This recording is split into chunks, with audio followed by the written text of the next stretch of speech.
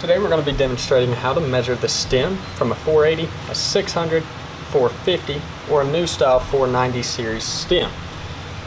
Now whether the faucet is newer or older than 1999, the stems are going to measure the exact same way.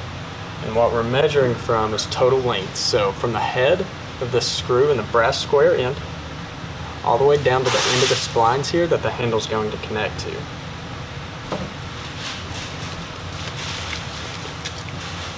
Now, the best way we have found to measure these is to just hook the end of the tape measure onto the head of the screw down there on the brass square, and then of course come all the way down to where that handle is going to connect.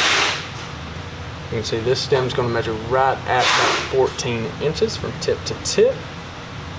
And with the stem lengths, the exact length is extremely important. So you want to make sure that you're at least within a 1/16 of an inch. And then we're going to measure this stem, measure the same way, head of the screw to the end of where the handle would connect. So same way as last time, hook it to the head of the screw on the brass square, measure it all the way down to the tip. We're going to measure right at 8 inches.